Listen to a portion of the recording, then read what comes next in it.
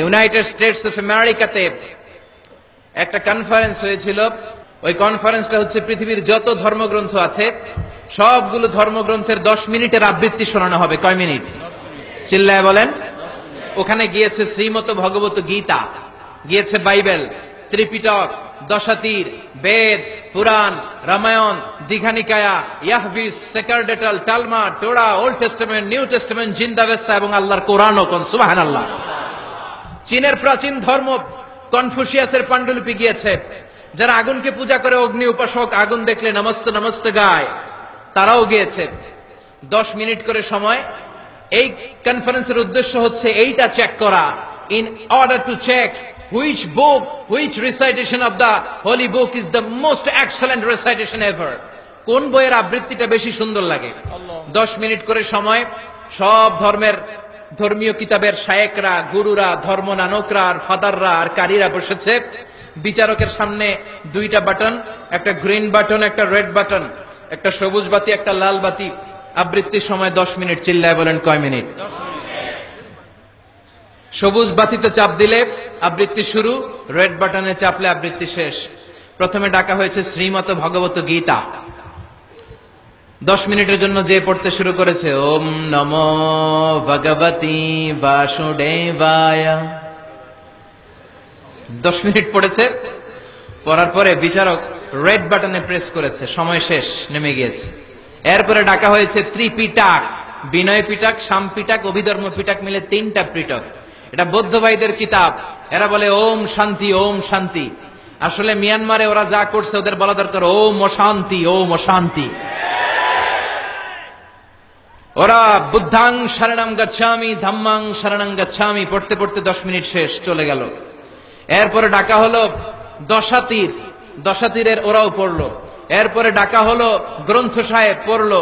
জিন্দাবেস্তা পড়লো 10 মিনিট। এরপরে ডাকা হলো ভ্যাটিকান সিটির পোপকে। গত মাসে পোপ আসছিল না? এই পোপের আগের পোপ, তাকে ডাকা হলো to recite the Holi Bible for 10 minutes. 10 মিনিটের জন্য বাইবেল পড়তে আসেন। উনি এসে ওনাদের বাইবেল পড়ে গেল 10 মিনিটের জন্য। ওনার বাড়ি হচ্ছে ভ্যাটিকান সিটিতে, ইটালির রোমের মাঝখানে স্বায়ত্তশাসিত একটা আলাদা দেশ আছে। ওইখানে শুধু পোপরা থাকে, যারা বিয়ে টিয়ে না করে খ্রিস্টানদের ফাদার, প্রোটেস্ট্যান্ট, অর্থোডক্স আর রোমান ক্যাথলিক, ওরা সেইখানে রাজ্য স্থাপন করেছে। গোটা বিশ্বের খ্রিস্ট ধর্মকে তারা চালায়। তারা 10 মিনিট সব ধর্ম গ্রন্থের আবৃত্তি এবং তেলাওয়াতের পরে সর্বশেষে মুসলমানদের ধর্মগ্রন্থ কোরআন আবৃত্তি করার জন্য ডাকা হয়েছে। এসেছে মিশরের কারি Abdul Basit ibn Abdus Samad. যারা ওনার তেলাওয়াত শুনেছেন দেখবেন উনি তেলাওয়াত করে আবার সময় নেয়, আধা মিনিট শ্বাস নেয়, আবার লম্বা দম নিয়ে তাল লয় নিয়ে টান দেয়, আবার পিছন থেকে টান দেয়। তাকে ডাকা হলো now the representative of Muslim community Abdul Basit ibn Abdus Samad will now recite the holy book Quran for 10 minutes. মিশর থেকে আসা মুসলিম জাতির প্রতিনিধি তাদের ধর্মগ্রন্থ কোরআন নিয়ে এবার 10 মিনিট তেলাওয়াত করবে। কয় মিনিট? 10 মিনিট। উনি দাড়ি রাখেন না, ক্লিন শেভ, পাতলা একটা চাদর আর জুব্বা পরে চলে এসেছে মাইকের সামনে। এসে আউযু বিল্লাহি মিনাশ শাইতানির রাজীম বলে টান দিয়েছে। সুবহানাল্লাহ। সময় কয় মিনিট? উনি সূরা ফাতিহা পড়তে সময় নিয়ে নিয়েছে 13 মিনিট। সুবহানাল্লাহ। শ্রীমত ভগবত গীতাওয়ালারা হাততালি দেয়, সময় শেষ, কোরআন গেছে। কিন্তু কি আজীব তামাশা, বিচারক তো লালবাতি চাপে না। বিচারককে লালবাতি চাপার বিষয়টা ভুলিয়ে দিয়েছে কে? কেউ যেটা পারে না সেটা পারে কে? আব্দুল বাসিত কয় এই তো সুযোগ পাইছি আমি। বিচারক যেহেতু লালবাতি চাপে না, আমি আরেকটা সূরা ধরি। উনি কোরআনের সবচেয়ে সুন্দর সূরা, সূরা আর রহমান তেলাওয়াত শুরু করলেন।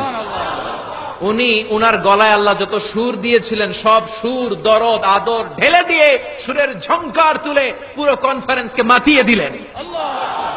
15 মিনিট হয়ে যায়, বিচারক লালবাতি চাপে না। 20 মিনিট, 25 মিনিট, 30 মিনিট হয়ে যায়, লালবাতি চাপে না। এদিকে অর্গানাইজিং কমিটির প্রধান চেয়ার থেকে উঠে এসে বিচারকের গায়ে ধাক্কা দিয়ে বলে, এই man, what's the hell are you doing here? What's wrong with you? Why aren't you pressing the red button? লাল বাতি চাপোস না কেন? ওরে ধাক্কা দেওয়ার পরে বিচারক ভূত দেখার মতো চমকে উঠছে। কি? হ্যাঁ, লাল বাতি।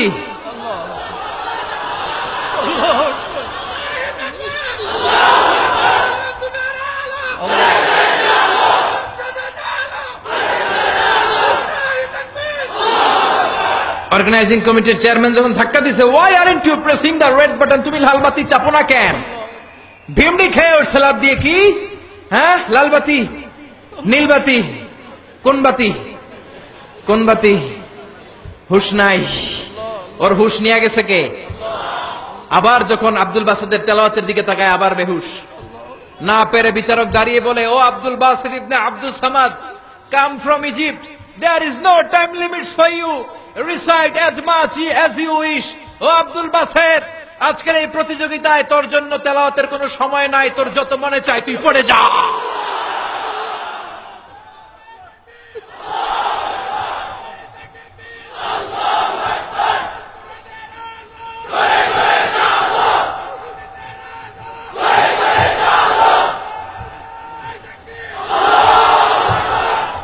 চল্লিশ মিনিট সময় ধরে গোটা মুসলিম বিশ্বের অহংকার, মিশরের সবচেয়ে বড় কারি Abdul Basit ibn Abdul Samad গলার সব দরদার সুর উজাড় করে কনফারেন্স রুমে সূরা রহমান তেলাওয়াত করলেন।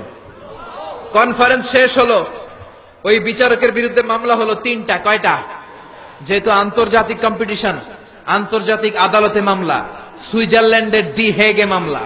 হ্যান্ডকাফ পরিয়ে বিচারককে নেওয়া হয়েছে। মাননীয় আদালত বলে, why made you partiality between the books? You have given to Bible 10 minutes.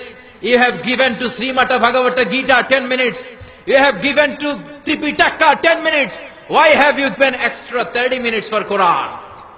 সব ধর্মগ্রন্থরে 10 মিনিট দেওয়ার কথা, বাইবেলরে দিলি 10, শ্রীমত ভগবত গীতারে দিলি 10, ত্রিপিটককে 10, কোরআনরে অতিরিক্ত 30 মিনিট, মানে আগের 10 আর 30 মিনিট 40 মিনিট দিলি কেন? বিচারক বলে, Honorable Judge, I have a humble question to you. মাননীয় আদালত, আমার একটা বিনয়ের প্রশ্ন আছে। আদালত তো টাসকি খেয়ে গেছে, কিরে আমার এবার প্রশ্ন করে কেন?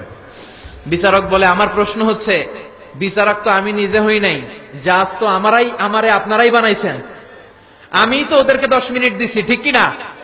আমি তো বাইবেলের 10 মিনিট দিয়েছি। এর কারণ, যখন বাইবেল পড়তে এসেছে আমার হুশ আছে, আমার সময়ের জ্ঞান আছে, আমি সময়ের টাইম ধরে বসে আছি, আমার হিতাহিত জ্ঞান আছে, আমার নার্ভাস সিস্টেম ওকে। 10 মিনিট শেষ, আমি রেড বাটনে চেপেছি, উনি নেমে গিয়েছে, বাইবেলকে ডেকেছি, বাইবেল শেষ, শ্রীমত ভগবত গীতাকে ডেকেছি, গীতা শেষ, ত্রিপিটককে ডেকেছি। কিন্তু এই মিশরের কারি আব্দুল বাসিদ জুব্বা একটা পরে কোরআনটা হাতে নিয়ে মাইকের সামনে এসে কি যে বলে একটা টান দিল, ওই টান দেওয়ার সাথে সাথে আর আমার হুঁশ নাই। আমি কি সাগরের উপর, নাকি মহাশূন্যে, নাকি জমিনের অতল গহ্বরে? আমি কোথায় বসে আছি, আমি কোথায় দাঁড়িয়ে আছি, আমি নিজেই জানি না। আমার সময়ের কোনো জ্ঞান নাই, আমার হিতাহিত বুদ্ধি নাই, আমার নার্ভাস সিস্টেম ফল ডাউন করেছে, আমার শরীরে ভাইব্রেশন শুরু হয়েছে, কাঁপুনি শুরু হয়েছে। মাননীয় আদালত, যখন একটা মানুষের হিতাহিত জ্ঞান থাকে না, যখন একটা মানুষের সময়ে কোনো বিবেক বুদ্ধি থাকে না, যখন কারো নার্ভাস সিস্টেম ফল ডাউন করে, কি এক মন্ত্র সে পড়তে শুরু করলো, আমার হুঁশ সে কেড়ে নিল, আমি কিছুই বুঝতে পারছি না। যখন আমি আমার সাথে নাই, যখন আমার হুঁশ নাই, যখন আমার নার্ভাস সিস্টেম ফল ডাউন করেছে, এরকম একটা পরিস্থিতিতে যখন আমি medically unfit, how can I press the red button? You answer me. কেমন করে আমি লাল বাতি চাপবো তুমি বলো? প্রিয় ভাইয়েরা, আপনারা যারা আইন নিয়ে পড়াশোনা করেন তারা জানেন, কেউ যদি মেডিকেলি আনফিট থাকে তার কোনো বিচার হয় না, ঠিক কিনা? পাগল খুন করলেও বিচার নাই, ঠিক কিনা? সে কোরআনকে অতিরিক্ত সম্মান দেওয়ার কারণে সর্বশেষে এই বিচারকের কোনো বিচারই হয় নাই। বেকসুর খালাসের ব্যবস্থা এই বিচারককে করে দিয়েছে কে? এই জন্য ওই কোরআন ধরতে রাজি আছে মুসলমান, পড়তে রাজি আছে মুসলমান, ওই কোরআনের জন্য মরতে রাজি আছে মুসলমান। অনেক আলোচনা হয়েছে, 3টা কর্মসূচি নিয়ে বিদায় নিতে চাই। কর্মসূচি নাম্বার 1, কোরআন তেলাওয়াত করতে জানতে হবে, রাজি আছেন? যারা জানি না তারা শিখবো। 2 নম্বর কর্মসূচি, মাতৃভাষায় প্রতিদিন কোরআন পড়বো। কোরআনের বঙ্গানুবাদ পাওয়া যায় মোবাইলে, অ্যান্ড্রয়েড সেটে কোরআনের ট্রান্সলেশন পাওয়া যায় বঙ্গানুবাদ। প্রতিদিন একটা আয়াত হলেও আমরা কোরআনের অর্থ পড়বো। 3 নাম্বার, বাঁচিয়ার মরি কোরআনের পক্ষে থাকবো, চিল্লা এখন ঠিক কিনা? আল্লাহ আমাদের সবাইকে কথাগুলো বুঝার ও আমল করার তৌফিক দান করুক, আমরা বলি আমিন। ওয়া আখিরু দাওয়ানা আলহামদুলিল্লাহি রাব্বিল আলামিন। সুবহানাকাল্লাহুম্মা ওয়া বিহামদিকা আশহাদু আল্লা ইলাহা ইল্লা আনতা আস্তাগফিরুকা ওয়া আতুবু ইলাইক।